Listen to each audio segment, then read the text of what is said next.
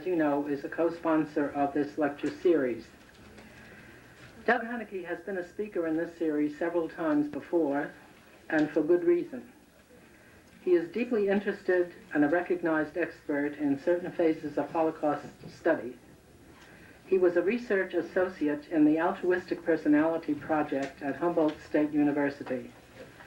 He received a grant from the Memorial Foundation for Jewish Work to study the moral development of Nazi-era rescuers. He is a member of the U.S. Holocaust Memorial Council and of the San Francisco Holocaust Memorial. He has written many articles and 2 books, one of which is entitled The Moses of Rovno, the true story of a German Christian who rescued Jews. He is on the advisory council of the Foundation to Assist Righteous Gentiles, and it is in this capacity that he will begin his presentation today. Please welcome the Reverend Douglas Huneke.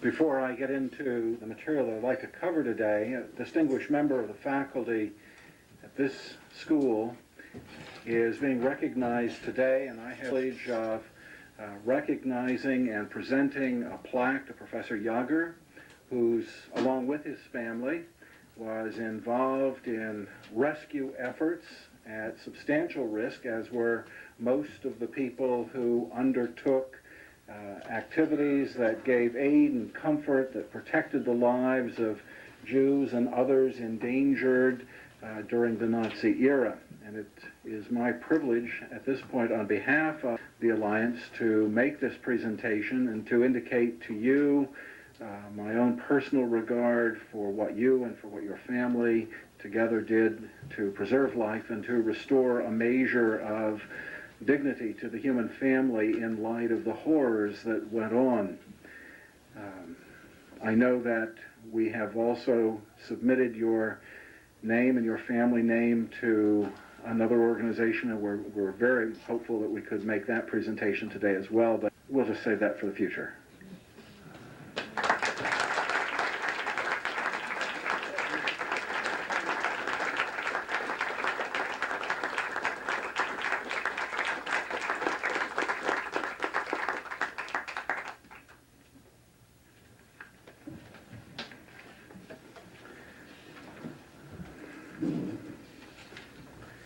In separate encounters with a survivor and a rescuer, the same question was asked: has anyone learned anything from what we endured? It's a haunting question, and one that's very difficult to answer in the context of a single lecture on the moral lessons of the Holocaust.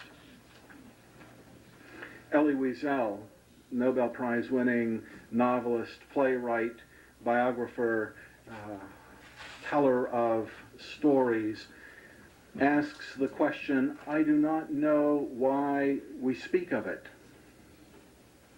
And then in one of his early writings and periodically thereafter, Wiesel says, what if all of the survivors took a solemn vow to never speak of the experience?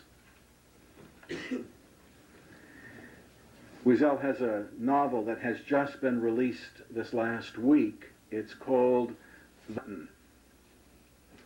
It has an interesting twist to it. In the story, the survivor begins to lose his mind and his memory. And it falls to his son to be the recipient of what is left of the transmission. And it will be an imperfect and incomplete transmission, and that's as far as I am in the book. And I don't know how it's going to end. It's a very complicated novel at one level because you're having to track so many different themes and memories. But the idea is fascinating. What if they didn't speak, those who survived, and what happens if they forget? One of the moral lessons of the Nazi era is forbidden to forget that era. To forget is to let the memories of other people vanish. And we don't have that right. We certainly would not propose to forget the memories of those people who were brought to this land against their will in the holds of slave ships and subjected to the experiences that we know so well. We wouldn't want to forget that, in part because it would be to dishonor the memories of those who suffered that experience, and it would also be to place us in danger, by virtue of our forgetting, of repeating what had happened. To forget in the Nazi era would be to do Hitler's work for him. Think about it for a moment. If we forget, we do Hitler's work for him. Hitler wanted to eliminate the Jewish population physically. So you round people up, you take them out to mass graves, to forests, you kill them. When that no longer works because the soldiers assigned to the mobile killing units have lost their will to kill one person a bullet at a time, then by that time your gas chambers are ready and your crematoria are working. And so you continue the process in a more efficient and massive style. But your task is to eliminate Jews physically. In the process, you're destroying their culture. You take books, scrolls, diaries, records, religious artifacts, social and cultural remembrances and artifacts, and you destroy those as well. Whether you send them, you melt them down for the material worth, and it loses its form and being. In the concentration camps, having killed Jewish people, you then eradicate their physical presence even more effectively by burning them, sending their spirits to the winds.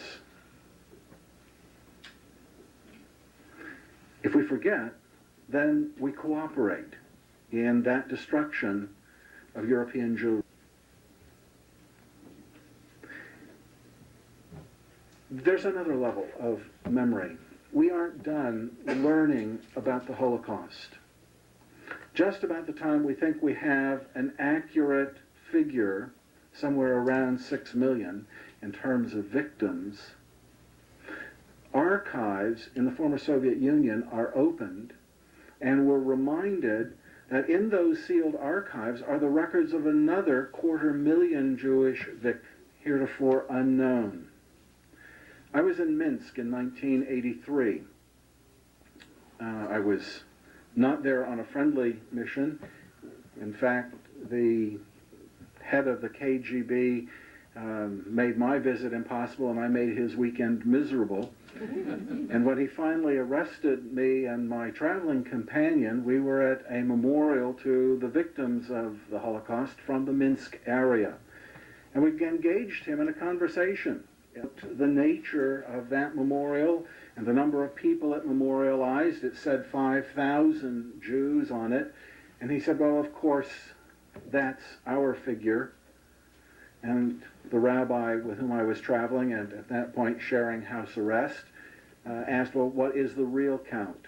And he said it could be as much as 10,000, because Jews were brought in from surrounding regions, not just the 5,000 Jews in this community, but Jews from surrounding areas. We still wait to learn the fate of the diplomat Raoul Wallenberg.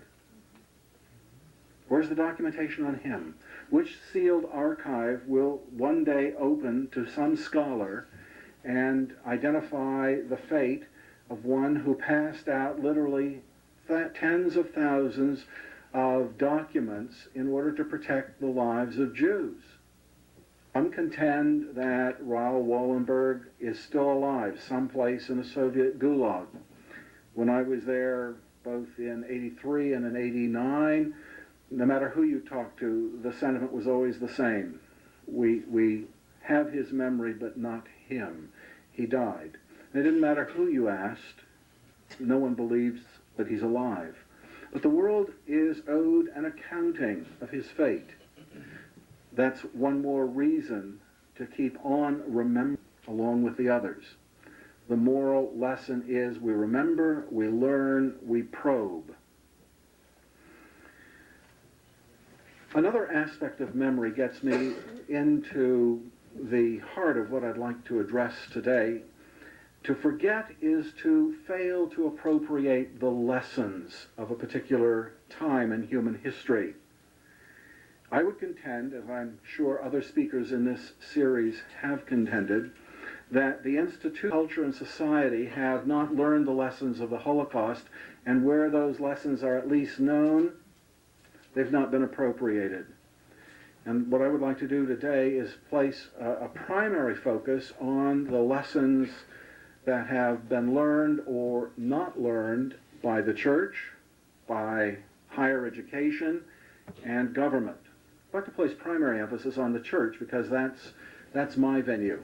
I have the card, the union card, and all that. I think it's probably a little bit nicer to come in and talk more about my own racket than to come in and to critique the higher education world, which is, in some respects, not here, of course, in this room, also a racket.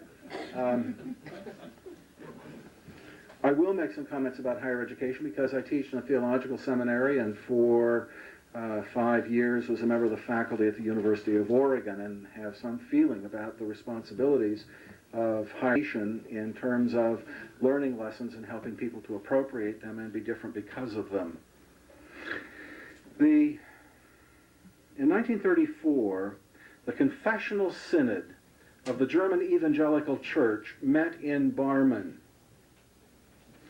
And as a result of that meeting, the Theological Declaration of Barmen was signed and published by that gathering. It was a curious document, Presbyterian, and that particular document remains one of a series of confessional standards for the Presbyterian Church. As a Presbyterian minister, I'm asked to govern my life informed by the confessional standards of the church. One of two contemporary standards is the Theological Declaration of Barmen from 1934.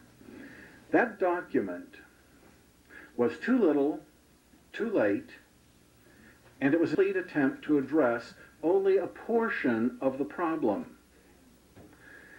The Theological Declaration of Barmen comes out against the implications of the National Socialist Party movement and policies. It literally declares in so many words that National Socialist Party is anathema to the purposes of the church, in this case the confessing churches of Germany, and that its policies are literally an antichrist, if you will. Part of the reason that it's too little, too late is that it didn't have enough support. It didn't have across-the-board support among the churches in Germany. And when it was clear that it did not have that support, those people who signed the document were taken away. They left. They were taken away against their will to concentration camps, to labor columns, some never to be heard of again. Some of their letters and documents to home or to their parishes are recorded in a very powerful book by Helmut Goldwitzer entitled Dying We Live. And it is based on one of the letters, the title of that book is based on one of the letters in which the pastor who signed the Theological Declaration of Barmen indicates his own sense that having signed the document, he may die, but what he dies for is what he found worth living for. And it's a very powerful set of commentaries. One of the lessons of the Nazi era for us, then, is that our public statements were too little, too late, and only addressed a portion of the problem. Let me move back to that in a little while. In my own studies of the Nazi-era rescuers, I came across some interesting information that impacts both theology and ecclesiology and higher education. I was attempting to understand the mobile killing units, because those mobile killing units were really the first public kinds of actions that people in occupied countries experienced relative to Nazi policy. So I wanted to understand them better as the antecedent to rescue and intervention.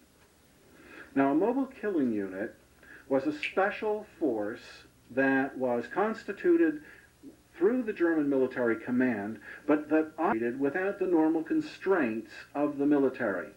A mobile killing unit could go into an area, round up all of the Jews, make a determination based on prior requisition forms as to the number of people who would die and live. Those who would live lived because the Reich had some need for them.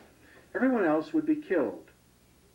Hermann Graebe, whose biography I wrote and which was alluded to earlier, was entered as rescue work through the actions of a mobile killing unit.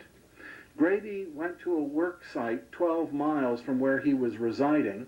It was a large airplane hangar and field that the Germans had commandeered. A huge mound had been dug by forced laborers. People were being lined up, forced to undress adjacent to the mound, but on the far side of the mound, side where there was a hole, a mass grave. Graebe watched as these people lined up, took off their clothes, set them in piles according to the style of dress and the gender of the person wearing the clothes. And Graebe watched a family get called around to be killed. What happened was people would step onto a ledge and a soldier with a rifle or a pistol, most often a rifle, would fire a single shot. And the person would probably not be fatally wounded, but would fall into the mass grave.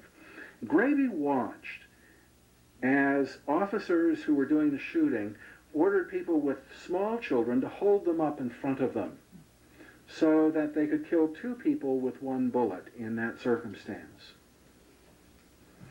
That experience crystallized Graebe's decision to resist his own nation. From a national, an engineer, a manager of labor columns, he had worked in the Eifel Mountains and the west flank fortifications, but that experience is what tied him into the rescue mode.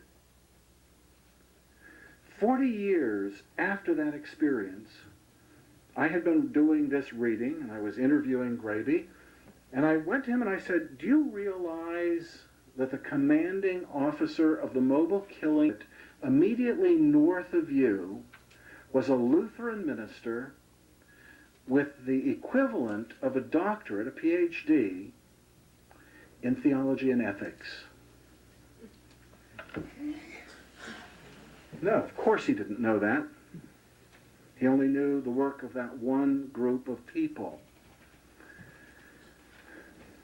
We're responsible for what we do with our theology, with our knowledge, with our humanity, with our sociology, with whatever we have.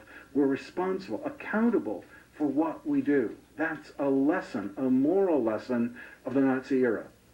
So here's Graebe watching Jewish women hold their small children in front of them, but in another community, it's of theology and ethics who gives the command to shoot them.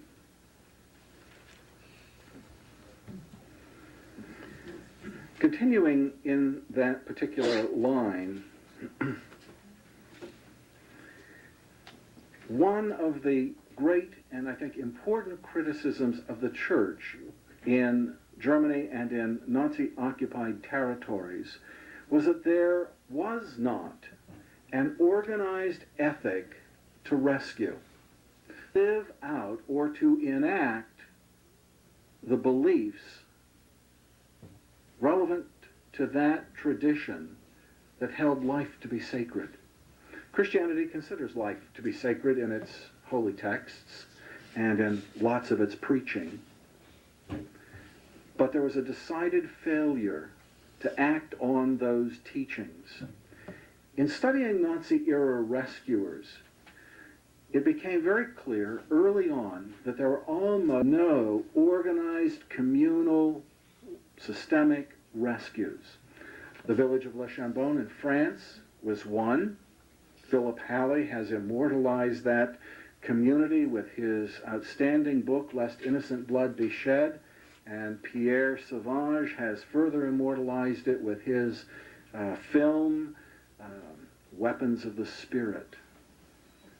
What allowed a community of Huguenots, by their minister and his wife, to set up a church-wide rescue operation such that every single home in the parish was hiding Jewish people?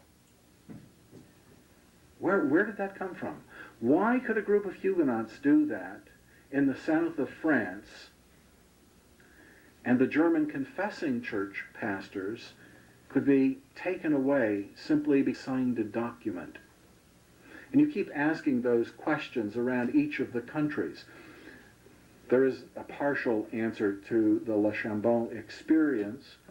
One of the things that Nazi rescuers had in common in the research findings from my work was that they were, by their own definitions, not by the definitions of sociologists with all due respect, they were marginalized people themselves. They were not part of the mainstream. Be much more of a marginalized person in the south of France than, and in history, than a Huguenot. Huguenots didn't have a great history. They had suffered persecution for their beliefs. They had been forced to move from country to country to avoid the persecution for their beliefs. So they knew what it meant to live on the margins. They knew what it meant to be a persecuted minority. And I suspect that what happened, that in that process of history, a form of empathy was built into the preaching and the lifestyle and the values of that community, which allowed a firebrand preacher like André Trocmé to stand up in front of his parish and say, "Soon you will all have visitors." And then in every home there were visitors. I am working right now to get copies of the few remaining sermons by Pastor Trocmé. I am trying to do an analysis of what he preached, because when his wife Magdala talks, she says he always preached about, and this indicates the generation, about brotherhood and peace. Well, if you always preach about that, pretty soon people might actually begin to believe you, and particularly in that culture. So it's very possible that we can learn something from the kinds of things he spoke to his community. They did not come together as a community of rescue and compassion just around the Nazi era. Hospitality, kindness, decency were day-to-day realities for them that simply had an opportunity to be enacted in large measure in a critical moment in human history. Other examples would be in Assisi, there were priests who were involved in hiding. In several other Italian towns, there were groups of nuns who would take young people into their convents, and in several instances, monasteries also opened their doors in Poland, in Holland, and in several other countries. By and large, the hierarchy did not support people who stood against the Reich.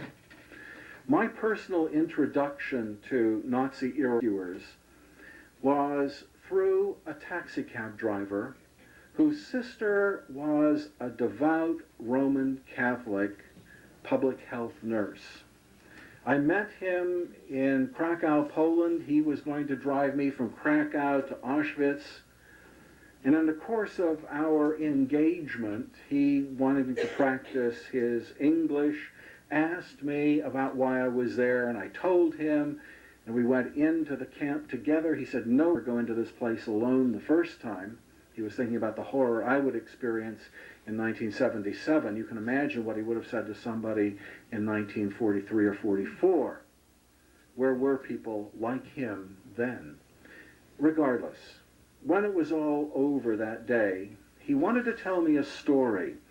And the story was about this sister of his. Her job, when the Nazi regional government was formed was to go into the Jewish ghetto every day and identify anyone she believed to be sick with a disease that would go on through the community and decimate the possibility of using that community later on the railroad lines in a forced labor column. She routinely filled out reports, handed them in to the guards. The guards had told her, as through the Reich Regional Command, that these people would be taken away to hospitals and then when rehabilitated, when returned to health, they'd be returned. Quite by accident one day, she discovered that the people whom she identified were being killed in the forests. So she stopped identifying them and decided she was going to do something to save human life. Well, there isn't much you can do in a sealed ghetto that's guarded by the Ukrainian militia under the command of the Nazi regional government. Nazi-era rescuers are very common-sense people, and according to her brother, was as tall as I am, meaning she's somewhere around 6'2". And it happened that her uniform included a large hooped dress. And she decided that she would hide Jewish children between her legs under the hoop dress, practice walking with them until they could walk with her and not betray themselves in hiding, and then she would take them on and give them to families who were friends or her own family, where they would be hidden for the duration of the war. This woman was wise enough to understand that people without documents, people without paper, did not survive in the Nazi era. You had to have some identifier. So she went to her priest and she said, this is what I'm doing, and I want you to give me baptismal certificates, so I'll fill out the rest. He refused. He did not want to disobey the word of the priest above him, the Monsignor, who had made it very clear that no one in the church would participate in resistance to the Reich.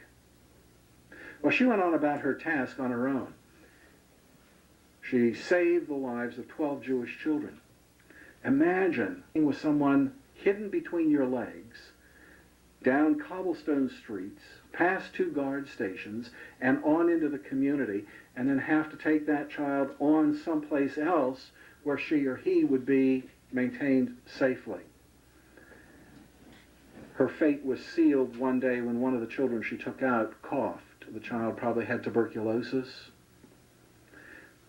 A Ukrainian militiaman, without any orders, knocked her to the ground and exposed the child. Without any order whatsoever, the other militiamen held the child up by the legs and with no command shot the child to death, and then turned their rifles on her and shot her to death. Now, it's really irrelevant at this point. I mean, she would have died one way or the other under these circumstances by this interpretation. But what would have his children if they'd have had baptismal certificates? One of the moral lessons for the church, for government, for anyone in that era, is that you had to resist somehow, some way. You had to be creative about it, but you had to resist. Now that's easy for us to say in hindsight, in the relative safety of Sonoma State College, Stevenson Hall. It's another matter to try to live that. But one of the moral implications for us today would be, how do we prepare ourselves to receive those people who come to us endangered and in need of refuge? In my own community, we ask that question regularly around the Salvadoran, Guatemalan refugees. Some people there like to call them the undocumented or the illegals. What do we do to them? How do we relate to them? What do the churches do relative to their well-being in the community? Are we satisfied just letting them suffer their fate wherever they find a place to sleep, a home to live, a job to earn their funds? The implications are, in my mind, very serious, and it is a primary example of a lesson not learned.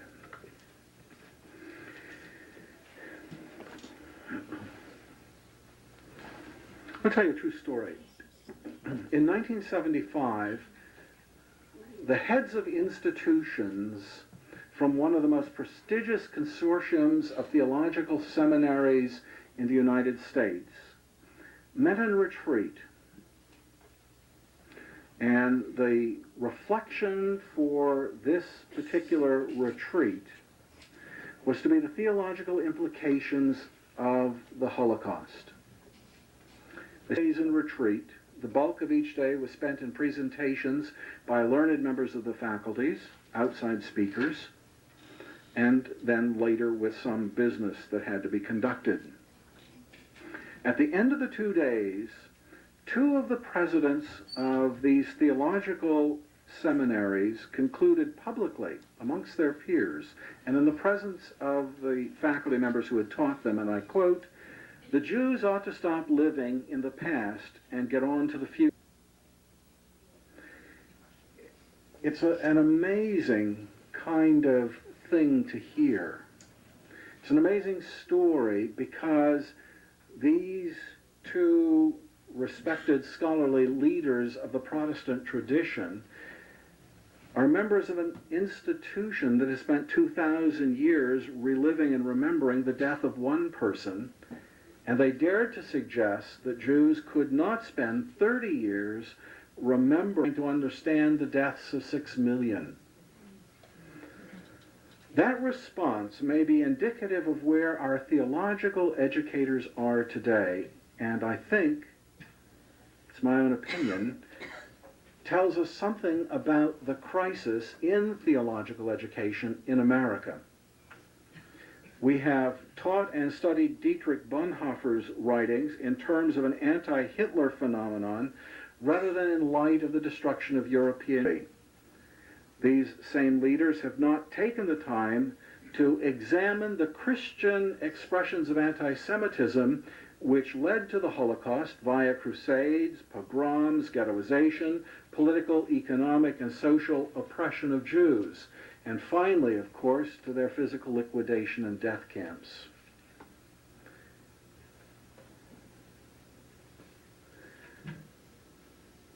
Let me tell you what some of the issues are for a theologian who addresses the moral lessons of the Nazi era.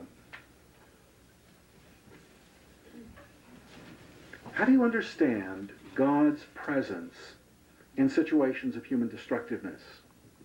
What do we expect of a God who is alleged in one book to have parted a sea, in another consumed unmerciful armies of the Pharaoh, who in another story power to quench the burning fiery furnaces of the Pharaoh, but who did not quench the infernos at Auschwitz, who did not blow away the gas of Sobibor or Treblinka? In Elie Wiesel's book Night, his very short memoir, Francois Mauriac, in the introduction, asks, have we ever thought about the consequences of a horror that, first of all, to those who have a faith, namely the death of God in the soul of a child who suddenly discovers, by his experience, absolute evil? Have you read this book for this class? I don't know your bibliography. Is Night one of the assigned readings? Are any of you familiar with Wiesel's book, Night? A few of you are. At age 14, Wiesel and his family were taken from home in the Carpathian Mountains, and they were transported to the concentration camp Auschwitz. Upon his arrival there, Wiesel records in his memoir, Night, that he saw a deep burning pit off in the distance. He had already gone through the Mengele selection process. He did not know where his mothers and sisters were. And now he describes that moment of walking up it. He says, a lorry drew up at the pit and delivered its load. Little children, babies. I saw it with my own eyes, those children in the flames. And then in the memoir, he writes these words. Never shall I forget that night, the first night in camp, which has turned my life into one long night, 7 times cursed and 7 times sealed. Never shall I forget that smoke, nor I forget the little faces of the children whose bodies I saw turned into wreaths of smoke beneath the silent blue sky. Never shall I forget those flames which consumed my faith forever. Never shall I forget that nocturnal silence which deprived me for all eternity of the desire to live. Never shall I forget those moments which murdered my God and my soul and turned my dreams to dust. Never shall I forget these things, even condemned to live as long as God. Never. A logical question. Where was God? And what are the theological implications of the way we do theology in the Protestant and Catholic and Orthodox traditions? And for that matter, what about for the rabbis? How do we speak of God? How do we speak of our presuppositions about faith? Yitzhak Greenberg suggests that the Holocaust shattered all theological paradigms. It's like walking into the Stubenware shop in New York and picking up a very lovely piece of blown glass, gorgeous design, beautiful refractions of light, dropping it on the cement floor, and then walking over and scooping it up and looking for a bottle of super glue or a tube of it and saying, oh, let's put it back together. The tragedy for theological education is that the Stubenware of theology is on the ground, shattered. And we're not even looking for the tube of glue, let alone aware of the fact that we can't put it back together. And so we go on with the same Germanic theologies that guided Protestant thinking before the war, as if there had been no war, as if there had been no Shoah. And we still speak about God in this. There's an interesting record of a conversation in Hitler's apartment in 1937. I would like to read it to you because it highlights another one of the lessons that I think is important but isn't so easily named as what about the presence of God?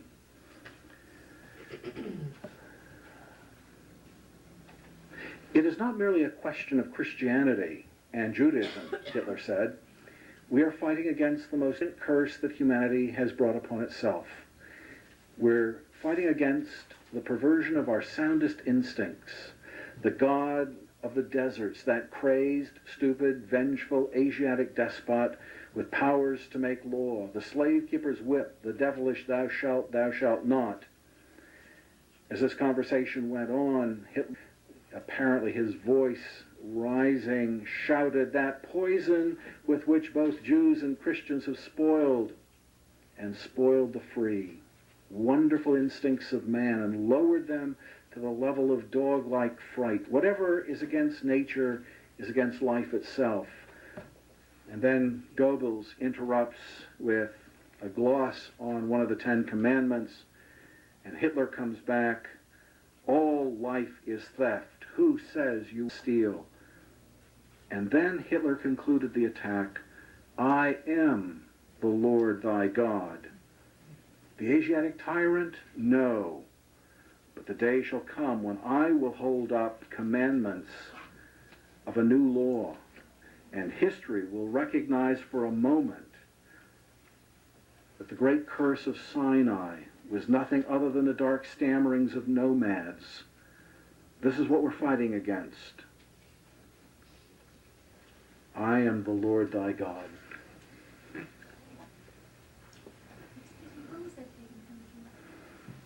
It is taken from Armin Robinson's The Ten Commandments, published by Simon & Schuster and Carlton Press.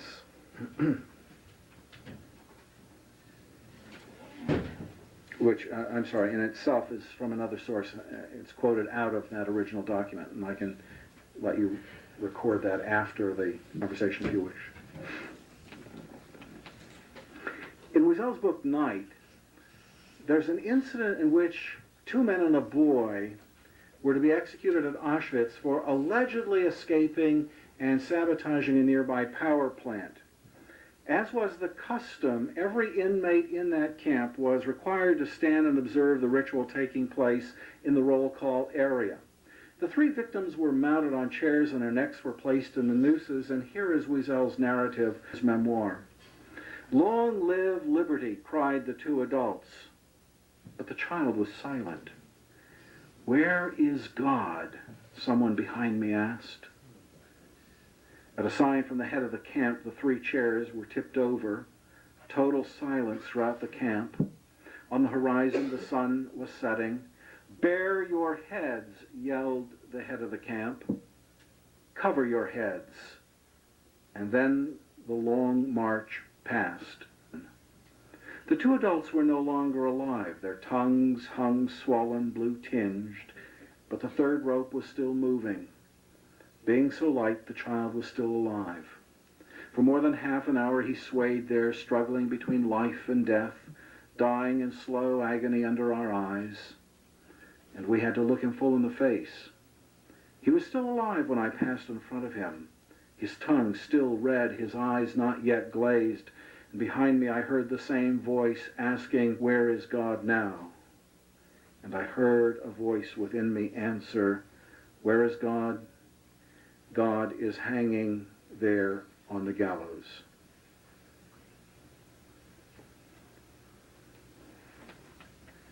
Some people wanted to argue that Wiesel was saying that God was dead.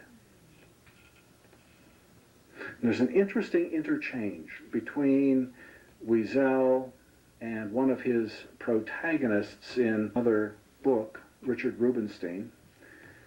Rubinstein was one of the original Death of God theologians, and in his writings and public presentations proclaimed that God went up through the smokestacks of Auschwitz and those camps like the Jews. And there's this encounter between Rubinstein and Wiesel. Wiesel was scheduled to give a talk on the German church struggle and the experience of the Jews in relationship to the churches. A very unusual topic for Wiesel. I don't know how in the world he ended up with that. But Rubinstein spoke before he did. And Wiesel threw his notes away and got up and opened his talk. "Richard, you were not there. You cannot say that." And then proceeded to debate Rubinstein's perspective. What is very interesting about the possibility here is that Wiesel is saying that God is where the people are who are being oppressed, that God is the God of the oppressed. A very early expression of liberation theology, or what came to be known as liberation theology.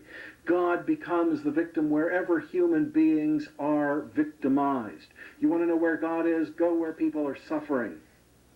One prominent theologian, former member of the faculty of the Graduate Theological Union and Pacific School of Robert McAfee Brown, has gone so far as to maintain, and I quote him, that portraying Jesus as an Auschwitz Jew, including the yellow star saying Judah pinned to his body, against a barbed wire fence of a death camp may be the only valid crucifixion image of the 20th century. You could guess that that hasn't played well in the churches. It's a very radical view. For dead Messiah off the cross, the one that you allege the Jews put him on, and to say that he suffers the same fate as the Jews in Auschwitz. It's an interesting proposition, and it forces one of the major moral lessons for Christianity. Christianity has been a very triumphalist religion. We believe we've arrived. And in our arriving, we have done away with that older religion, hence the Old Testament and the New Testament. It's a very artificial, contrived, and divisive way of doing theology. It becomes even more difficult for us when we are in a situation where our theology is challenged to look at itself in a new way and to say that it was the Roman government that killed Jesus, and there were a few Jewish leaders in league with the Roman government. But that undoes centuries of antism, centuries of Christian teaching that the Jews were responsible transhistorically. Every Jew, from the moment of Jesus' crucifixion on, were responsible. It undoes all of that and says, wait, interesting proposition, isn't it? And it's a tough moral lesson for theologians. Wiesel carries this theme of God's suffering a bit further in one unknown, but I think one of his very best works, a cantata entitled Anima Mene. Wiesel has a way with images, and in this book, Abraham, Isaac, and Jacob have some sense that the covenant between God and the people is not being honored. And so they decide to come back and check out the covenant. And when do they come back? Not in the 14th century, but in the 20th century. And where do they arrive in 1943? Not in Jerusalem, Palestine, but in the center of Poland. And Abraham, Isaac, and Jacob watch everything that's going on. They decide to go back and protest to God. Each one levels charges and tells the story of what he has witnessed. The narrator interrupts each time and offers a portrayal of God. As Abraham tells his story and indicts God for not doing something about the fate of the Jews in Central and Eastern Europe, the patriarch turns and walks away to go back and be with the people. And the narrator says, and Abraham could not see the Creator's eye begin to tear. Then Isaac doubles his charges. And the narrator says as he walks away, and Isaac could not see God's face flood with tears. And in Jacob, and the same thing. And the narrator says something very similar and adds, they went out, but no longer alone. Now they were accompanied by God, face flooded with tears, crying, my children, my children. It's a very different portrayal, theologically, biblically, socially, culturally, of God's presence in the midst of those horrors. The moral lessons get more complex for theologians when you start talking about theodicy. New term? Theodicy is literally an attempt, philosophically, theologically, to understand the nature of God in times of evil, in times of human suffering. Vindicate God in times of human suffering. Either God is all-powerful and wills only good.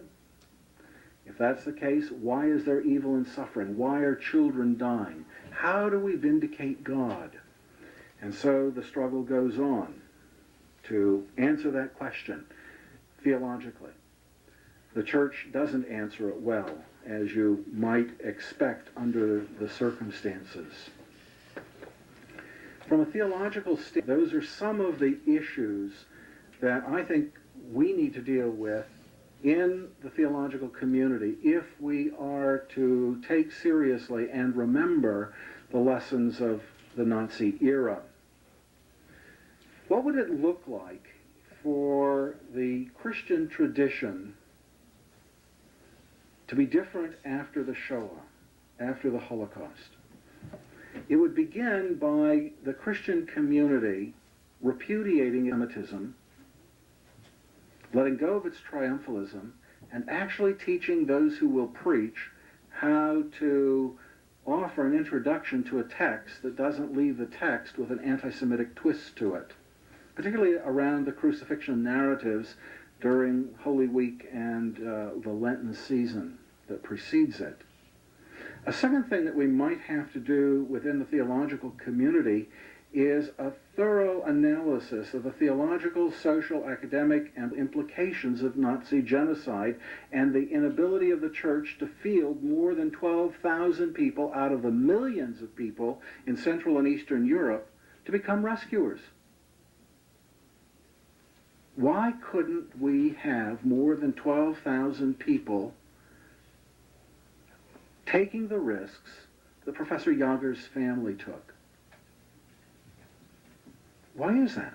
Where did we fail? What was it about our teachings that did not possible for our people to turn beliefs into actions?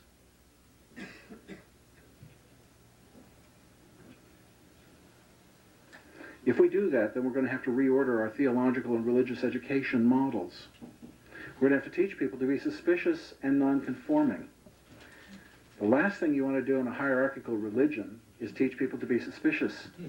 Because the minute they're suspicious, they ask questions. If you ask questions, it means you don't agree with the hierarchy, or you don't understand what they're doing or why they're going there. And so we don't teach suspicion. Well, some do, some don't, most don't. And what about nonconformity? Have you been to a church where nonconformity is preached, where people are actually asked to do something other than what other people are doing? And yet that's the basis of the Christian faith for Christian people, to live differently. Because of your live and act in a different manner. It's the same for Jews. You don't assimilate. You don't go along with the main line of the culture. You're bound to a different kind of lifestyle because you have a different set of values. And yet, do we teach our children to be nonconformists? In his landmark studies that were replicated in a variety of countries, but yet still subject to some controversy, Stanley's book, Obedience to Authority, concludes with the words, "The disappearance of a sense of responsibility is the most far-reaching consequence of submission to authority." When we no longer feel responsible for another person's life, for another person's well-being,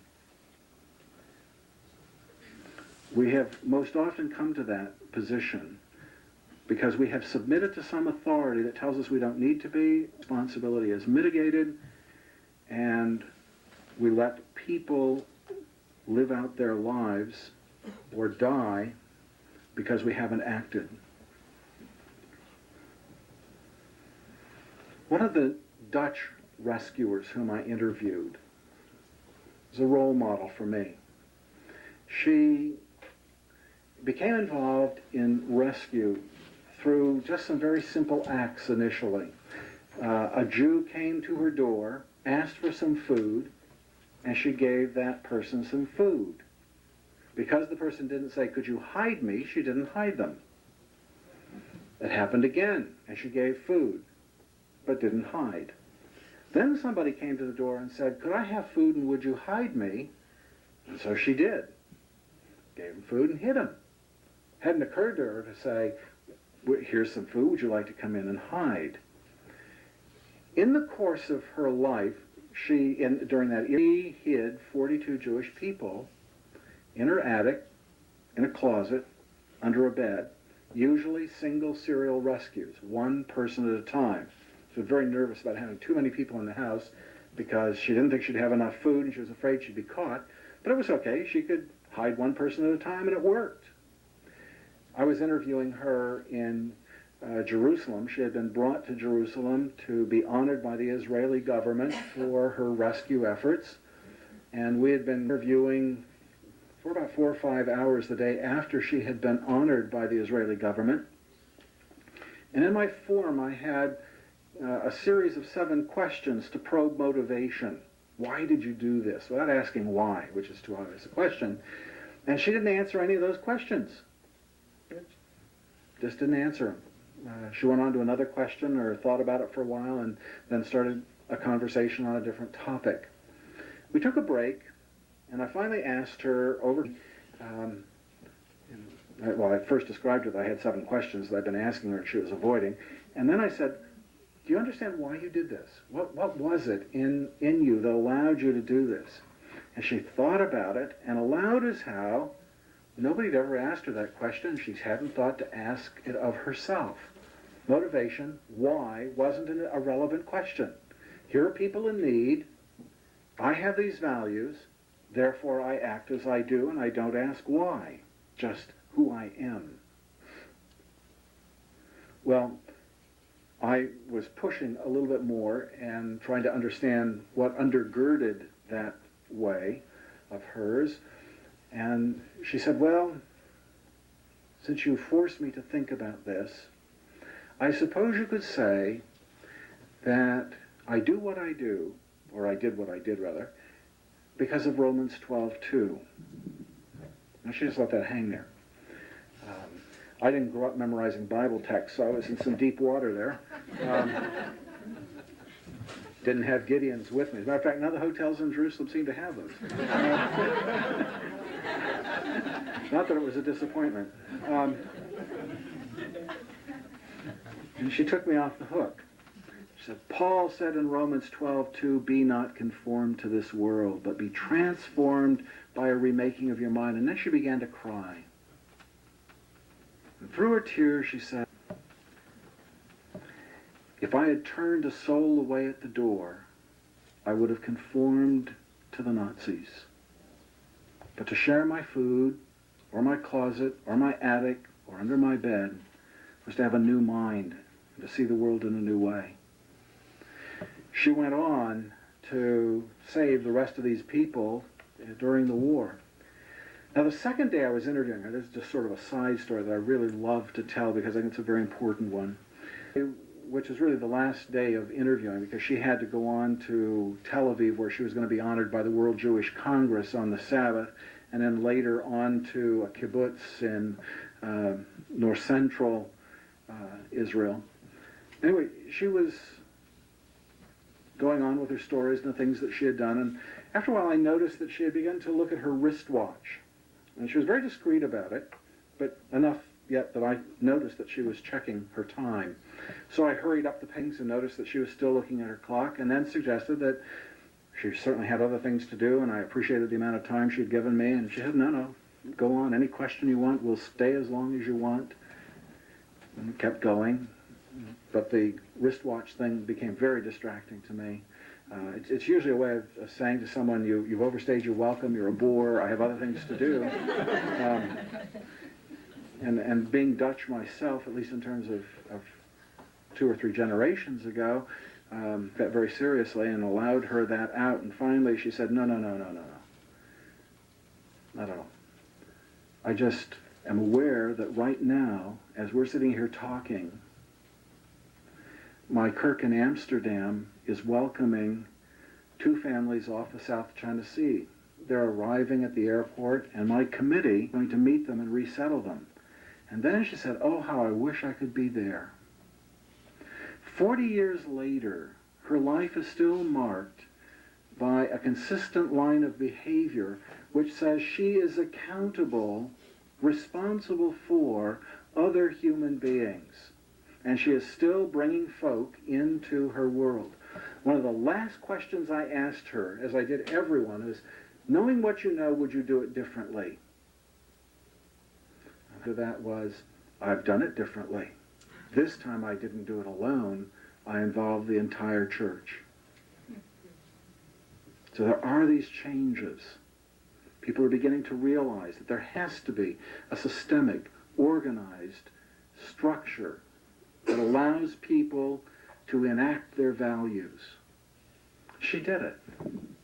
She went off and she was honored and held grandchildren who would not have been alive. They would never have received had she not hidden someone under her bed or in her closet or in her attic.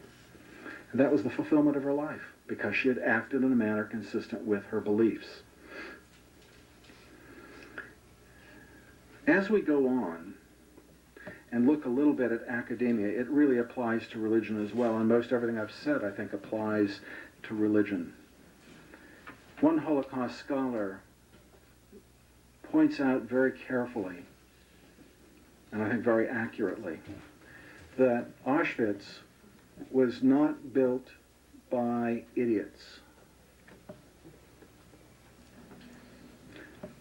It took doctors, lawyers, physicists and chemists, social psychologists and sociologists, and people from every discipline that this scholar could think of to make it happen.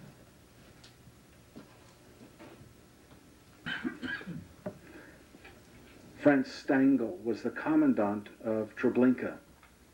Before he became the commandant of Treblinka, Franz Stangl was an Austrian traffic cop who made his way up the ladder into the Reich and was assigned to open Treblinka.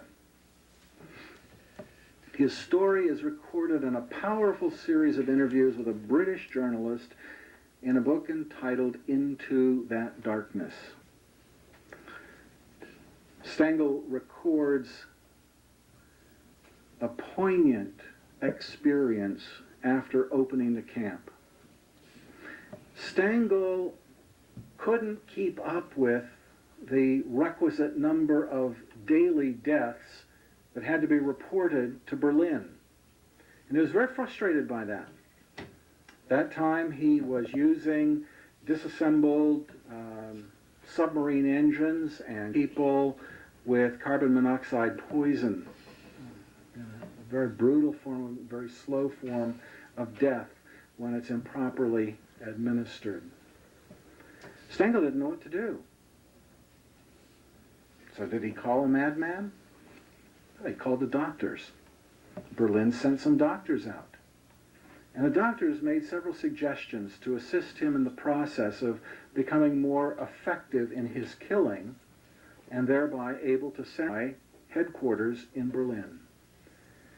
The doctors suggested that when people arrived at the entrance to the camp, they be required to run a distance of a little bit more than a kilometer and then dispatched within 30 minutes.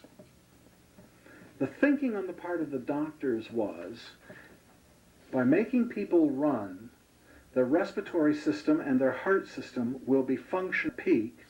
They will take in more of the poison and absorb it faster and therefore die faster. The Hippocratic Oath doesn't allow for that. What happens to people who are by profession healers, but who turn their profession and their knowledge to the service of death? What are the moral implications of that for us?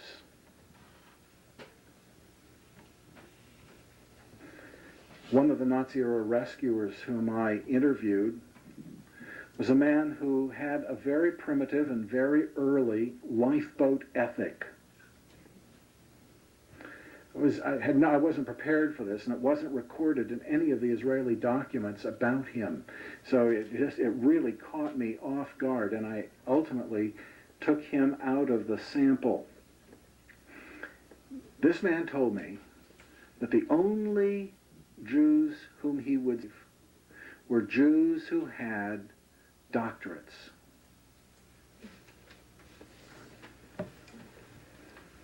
Can you imagine why? Because it was going to take learned people to rebuild German society after the war was over. And he only wanted those with the highest earned degrees because they would be required to rebuild the society. It turns out that this did not start his rescue efforts until he was certain that the war was going to be lost, and secondly, he had never graduated from the equivalent of a high school. So he had this tremendous respect for people of intellect, but no sense of risk. And the only people he would save are those who answered yes to the question that they had earned a doctorate. The question comes back to us: how do we use our, in what service do we place our learning? Presumably you're all going into a profession, or you're in a profession. What do you do with what you know? How do you use your knowledge? Does it move you closer to humanity, away from humanity, against humanity? They're very important questions. They're questions that are probably not asked unless you're in a class like this, in a college like this. And you have a couple of years to figure that out and to decide how you're going to use your knowledge. But that is a moral lesson of the Nazi era. And for me, it is one of the most haunting. Its relationship to theology is profound. My theological compatriots don't ask that question often enough. They don't ask in what service their theology will be placed or where it will go.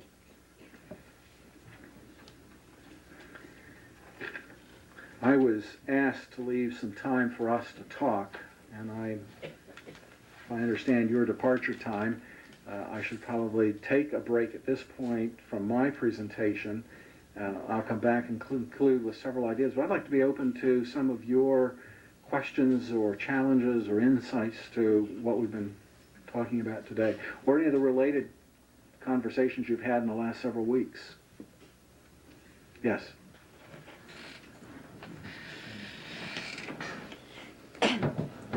I was born in Poland. I came here as a little girl. My whole family perished.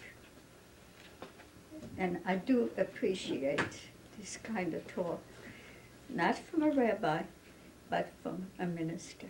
Thank you.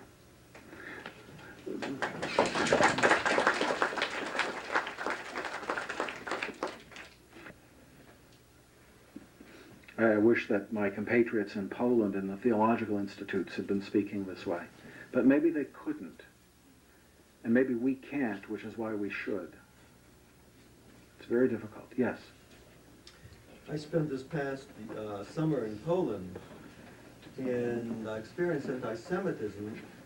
And what I got to realize was that many of the people use a language in which they not consciously know that they're using an anti-Semitic language. Mm-hmm. It's like a fish. As a fish knows it's swimming in water. But of course I haven't talked to a fish either lately.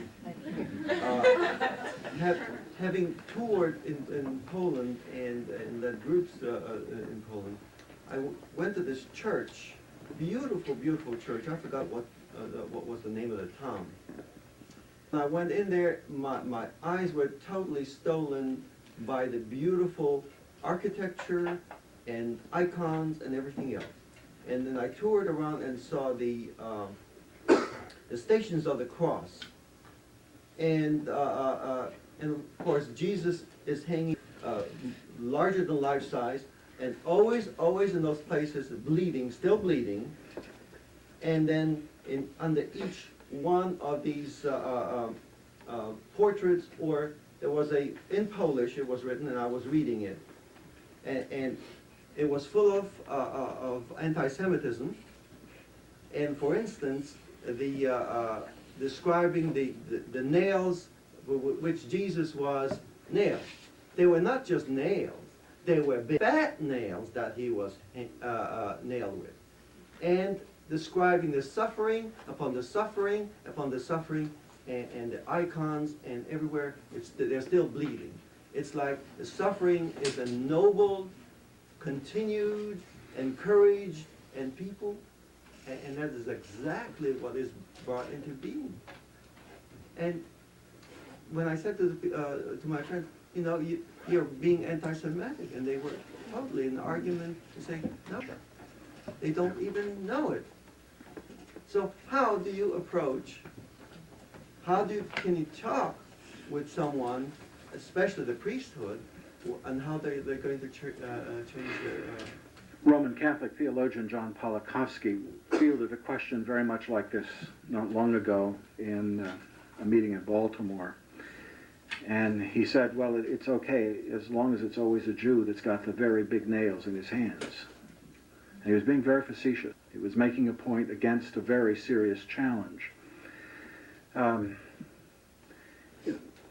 First of all, theologians should be word mongers. They should be people who love and cherish and adore and nurture words. And that's what we're trained to do. But there are words we haven't learned to challenge in the process of nurturing and loving words. I listen at seminary to students who give Holy Week sermons.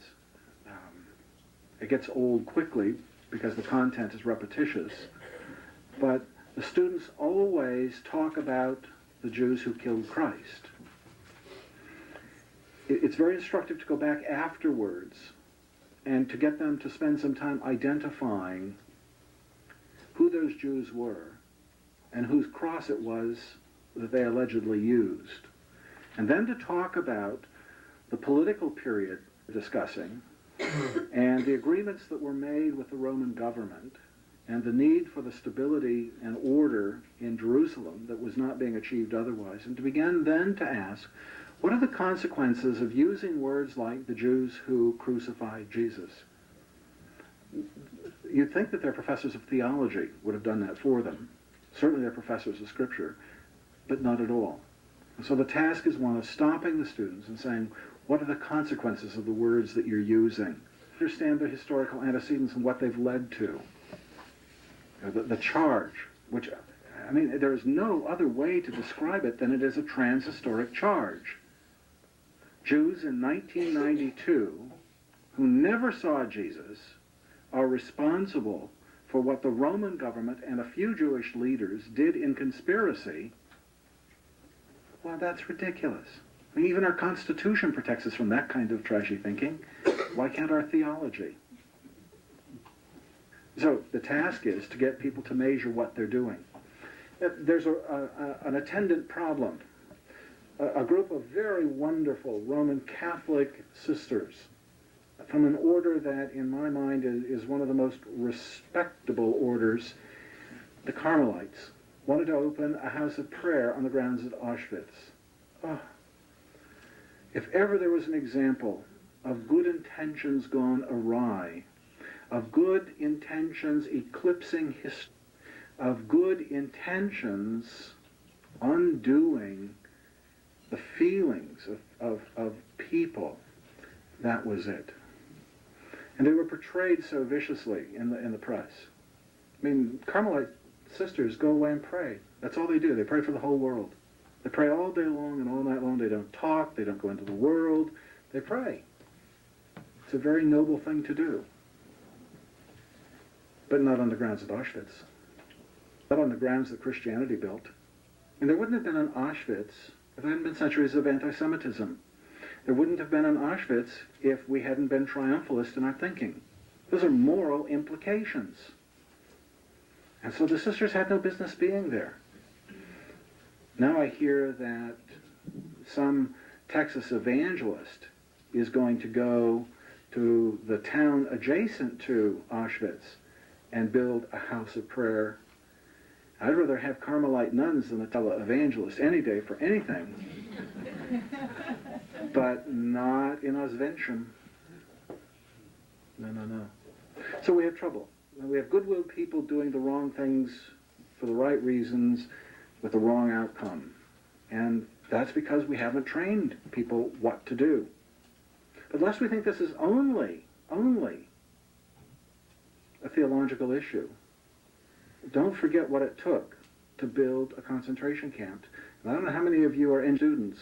I don't know how many of you are architecture students or chemists. But if you haven't had a course on Zyklon B gas, or the proper construction of gas chambers, and the moral implications of that, then your education is not complete. Because there's every possibility that another generation of chemists will develop another Zyklon B, and if you're a doctor or a pre-med student and you haven't talked about the medical experiments at Auschwitz, your education is not complete. It's all of us, all of our language, all of our fail to appropriate the lessons of Auschwitz. And so it can be repeated again. It could be repeated by Idi Amin. We can do to Haitians in Florida what we did to Jews on the St. Louis. I mean, it goes on and on and on. And so we need to teach people to be suspicious and non-conforming.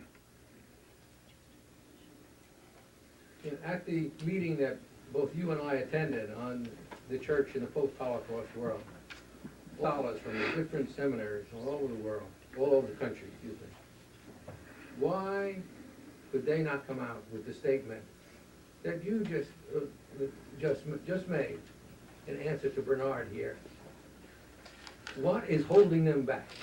Well, the theological consortium that I did not identify, and which I probably shouldn't identify, was that theological consortium. Though neither of those two presidents remains, the spirit is the same. In fact, it was the conference that we're talking about is the first ever conference at the Graduate Theological Union in Berkeley, representing now some, 14 religious traditions in Christianity and Judaism. It is the first time in the history of that institution, 24 years, that they have ever had a conference on the Holocaust. And they held it during interterm, when the students weren't there, and the faculty were still grading it from the prior term, and only a few of them were there for a few of the events. Now, not that I have any suspicions or hard feelings, but... On the Sabbath? No, absolutely not. That was one of the few things that they did right, and that was because the organizer of it, Bruce Bramlett, is a man both with vision and conscience and an ounce of intellect. That goes a long way, unlike many of his compatriots who are professors in that institution. And I can say that because I've been affiliated with institutions, struggled against it.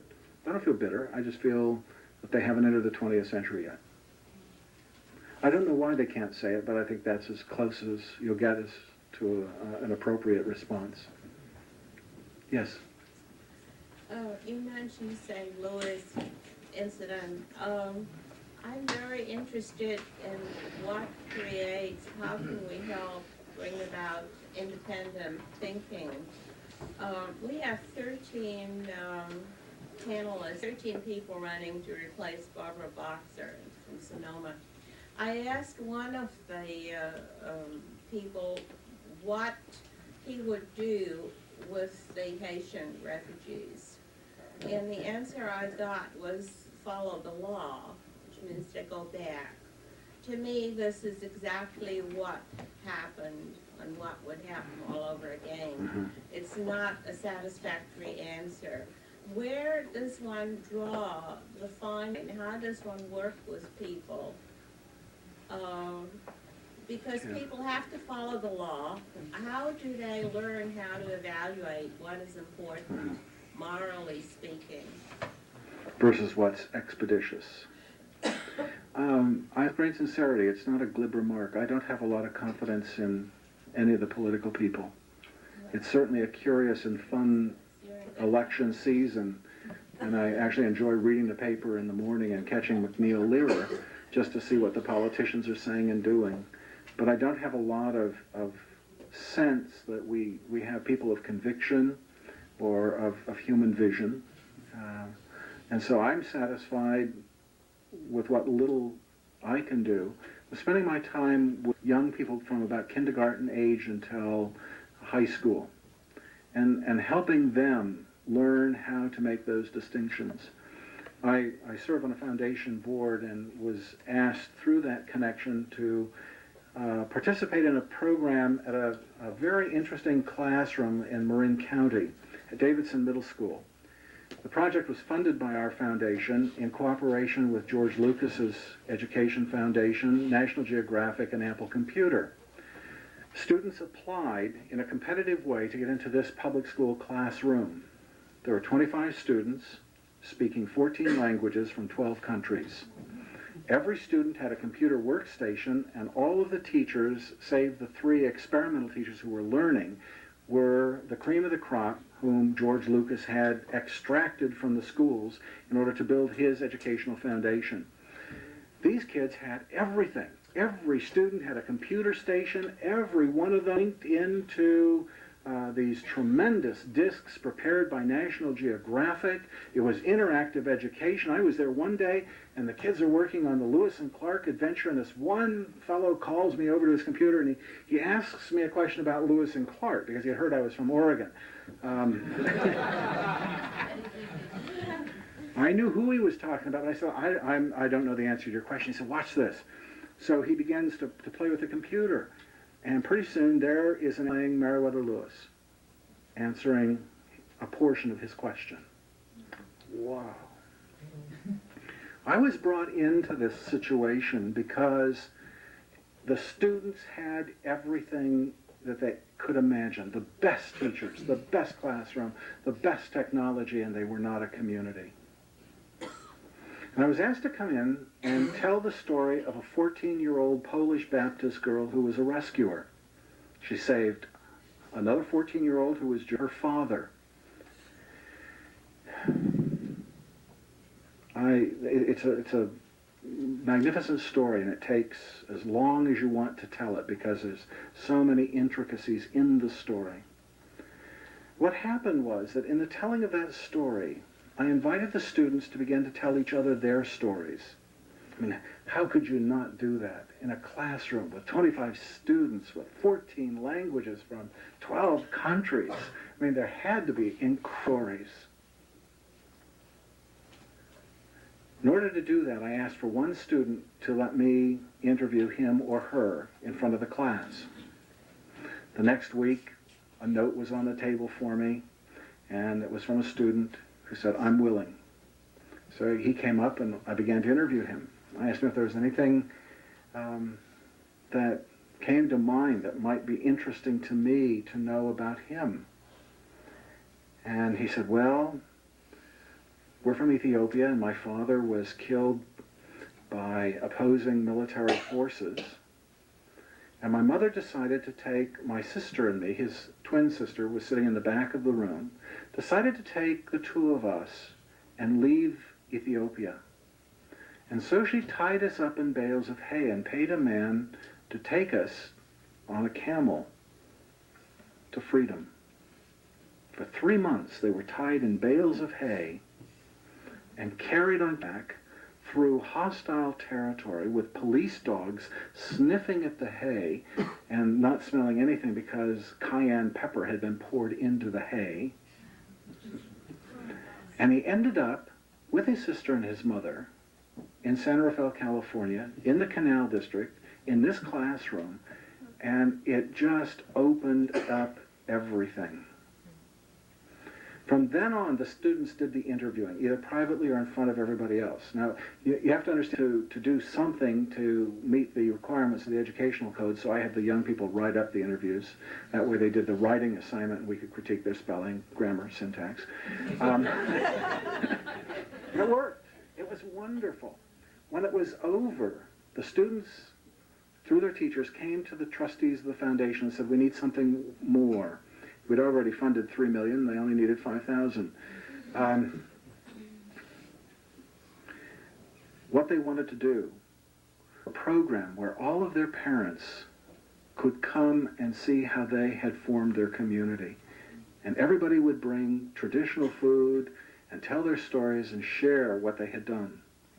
And it was the most powerful evening that I can think of in my life. Here are all these parents and all these young people. One young man lived in San Rafael because his mother had moved there from Los Angeles after his father had been placed on death row at San Quentin. He had never seen his father except through bars and glass. And he talked about what that meant to him and how he felt an outcast. When it was over, those students protected one another. They cared about a pluralistic, egalitarian world. They understood community, and they had learned how to form it.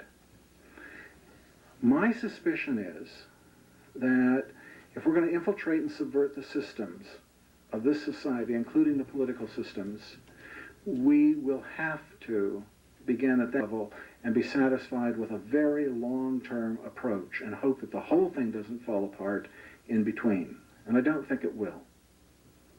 That's a long, circuitous answer.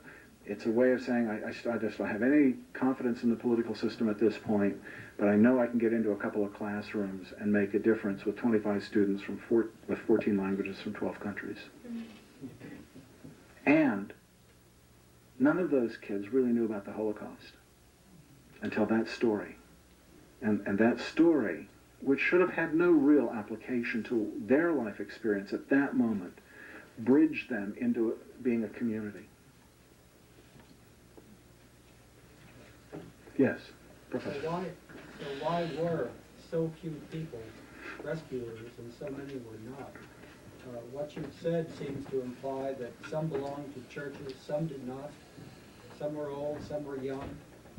Some had a history of persecution, others did not. Conscious of what they were doing, others were not conscious. Why were some rescuers and so many were not? First, let me call your attention to a very important study done at Humboldt State by Samuel and Pearl Oliner called The Altruistic Personality. It is, in my mind, for now, the definitive study on Nazi-era rescuers, some 3,000 people in the sample with a control group of former Nazis. My research preceded theirs, and my findings are expressed somewhat differently than theirs, but I believe that in my research there was statistical reliability in about 13 areas, which is to say that among the sample there was reliability in a certain range of skills, traits, and characteristics. I'll give them to you very quickly without benefit of a lot of stories, although I get tempted to tell the stories to illustrate the point. There were rescuers. 98% of them had articulately moral parental role models. 98%. That's very high reliability.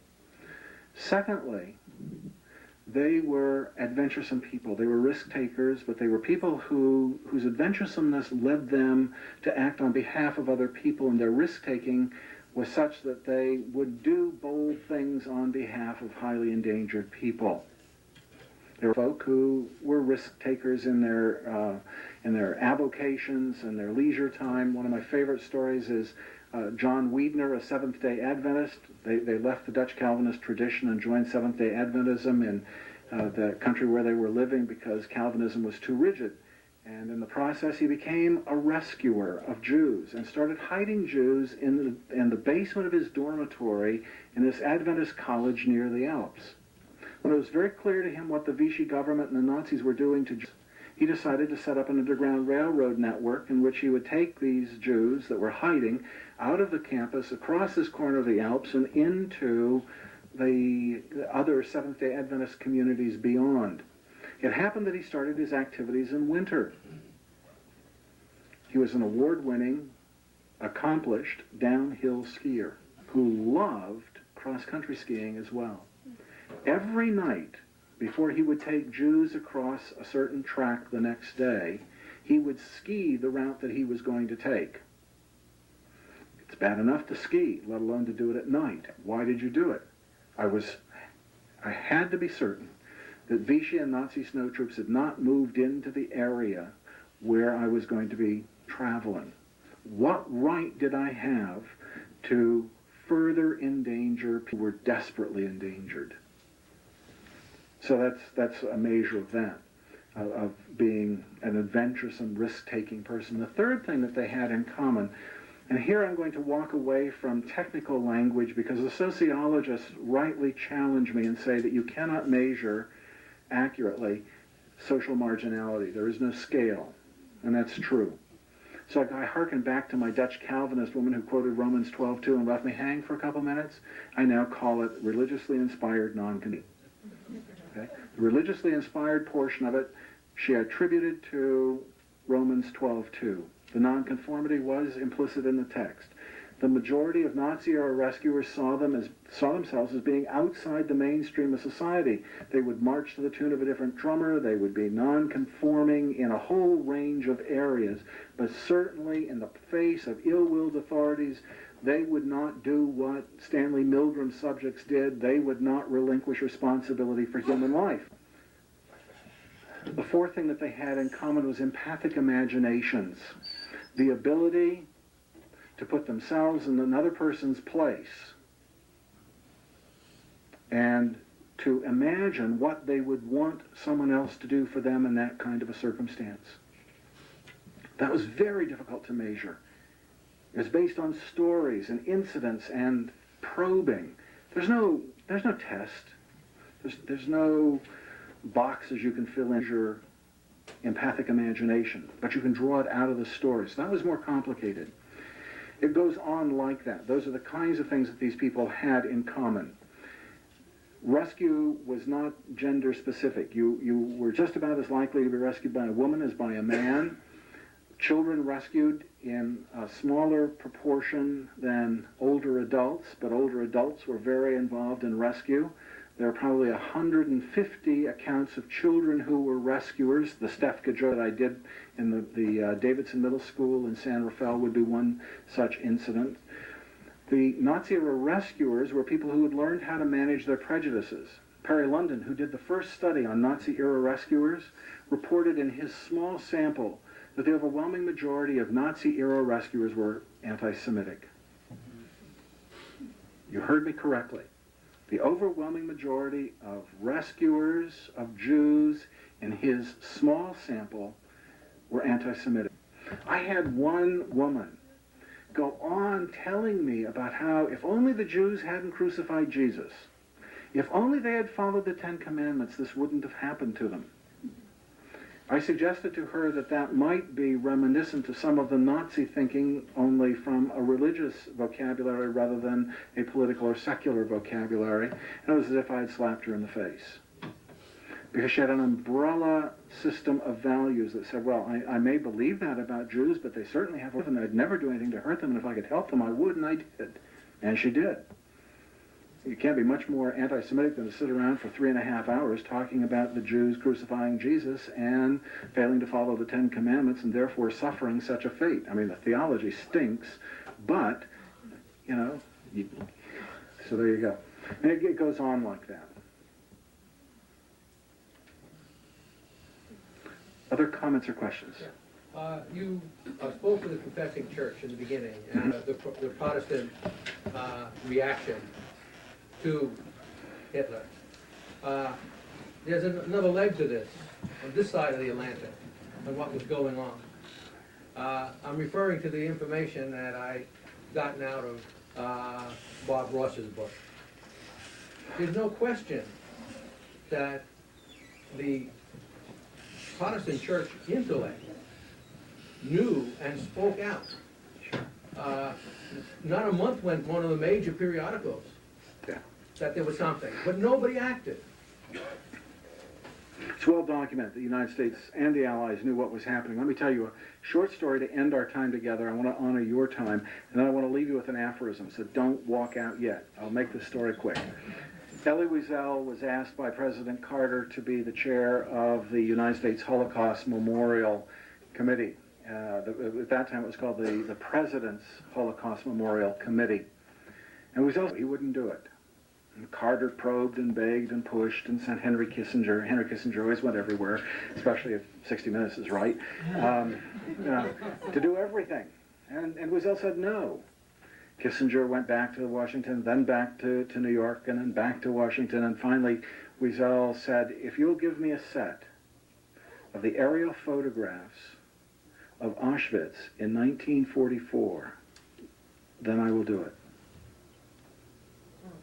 The United States, until that moment, denied the existence of those photographs. Jimmy Carter notified the Central Intelligence Agency, which took over the United States Army Air Force intelligence files after the war, notified the CIA, and a set of those photographs were given to Elie Wiesel. They were subsequently published in Life magazine, and they are very clear. From the elevation, you can look down and use exactly what those buildings were doing and what was the source of the smoke, and those little ant tracks were human beings waiting to go in to the gas chambers. It was not a Polish jet that took those photographs. It was not a high-flying U-2. It was a United States Army Air Force plane, unescorted, at 20,000 feet, that took those photographs. And we were unable to go in and bomb the railroad tracks leading to that camp at the time when it was receiving, gassing, and burning 10,000 women, children, and men per day. But we did have aerial photographs that we denied knowing about. We knew. Yitzhak Greenberg once wrote these words, which I give to all of the students, whether I was at the university or at the theological seminary: make no statement, theological or otherwise, that would not be credible in the presence of burning children. Thank you very much.